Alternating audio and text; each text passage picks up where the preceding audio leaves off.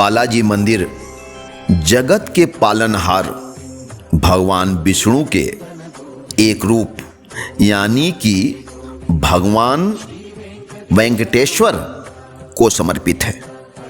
धार्मिक मान्यताओं के अनुसार मानव जाति को कलयुग की परीक्षाओं और परेशानियों से बचाने हेतु श्री हरि ने यहाँ वेंकटेश्वर के रूप में अवतार लिया है। इसलिए इस स्थान का नाम कलयुग वैकुंठ भी पड़ा है और यहाँ के देवता को कलयुग प्रत्यक्ष दैवम कहा जाता है। आंध्र प्रदेश के चित्तूर जिले में तिरुमाला पर्वत के 7वीं चोटी पर स्थित यह मंदिर भारत के सबसे प्रमुख और पवित्र तीर्थ स्थलों में से एक है। इस तिरुमाला पर्वत पर भगवान वेंकटेश्वर स्वामी अपनी पत्नी पद्मावती यानी कि माता लक्ष्मी के साथ निवास करते हैं। चमत्कारों और रहस्यों से भरा हुआ यह मंदिर न केवल भारत बल्कि दुनिया भर में प्रसिद्ध है। इसलिए यहाँ प्रतिदिन लाखों भक्तों की भीड़ दर्शन हेतु उमड़ती रहती है। मित्रों, यह पवित्र मंदिर इतना चमत्कारी और रहस्यमयी क्यों है, इसे जानने के लिए आपको कुछ बातों पर गौर करना पड़ेगा। जैसे कहा जाता है कि मंदिर में भगवान वेंकटेश्वर स्वामी की मूर्ति पर लगे बाल असली हैं। यह कभी आपस में उलझते नहीं हैं और हमेशा मुलायम ही रहते हैं, क्योंकि भगवान यहाँ पर स्वयं साक्षात विराजते हैं। दूसरा, भगवान बालाजी की मूर्ति पर कान लगाकर सुनने पर समुद्र के लहरों की ध्वनि साफ सुनाई देती है, जबकि यहाँ दूर दूर तक समुद्र नहीं है। तीसरा, मंदिर के अंदर एक ऐसा दीपक है जो युगों युगों से सदैव जलता रहता है, जबकि इस दिए में न तो कभी तेल डाला जाता है और न ही कभी घी। कोई नहीं जानता कि वर्षों से जल रहे इस दीपक को कब और किसने जलाया था।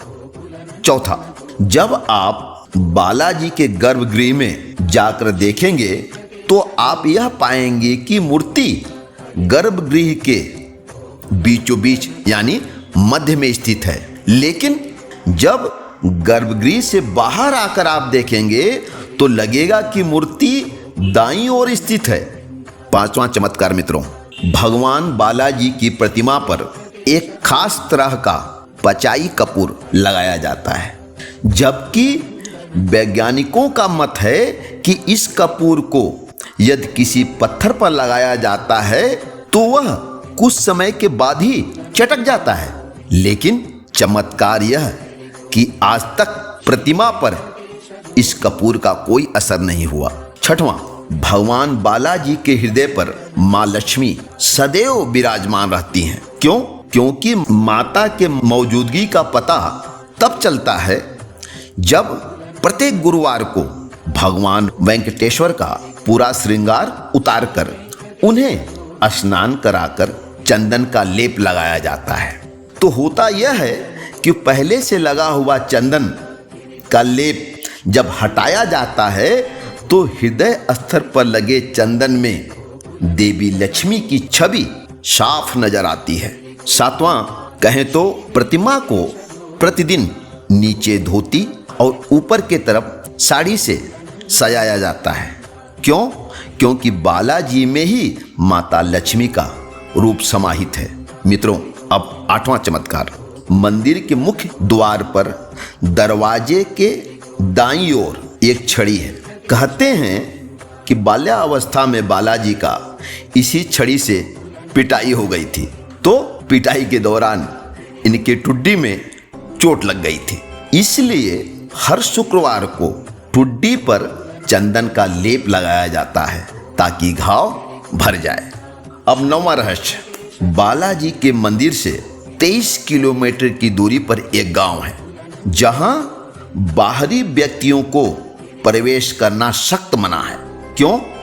क्योंकि यहाँ के परमानेंट निवासी बहुत ही नियम और संयम के साथ रहते हैं। बालाजी को चढ़ाने के लिए फल फूल, दूध, दही, मक्खन और घी सब कुछ केवल इसी गांव से आता है।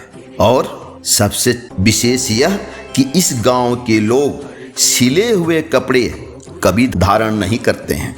मित्रों, यह भी एक अजूबा है कि वैसे तो भगवान बालाजी की प्रतिमा विशेष प्रकार के चिकने पत्थर से बनी हुई है, मगर यह पूरी तरह से जीवंत लगती है।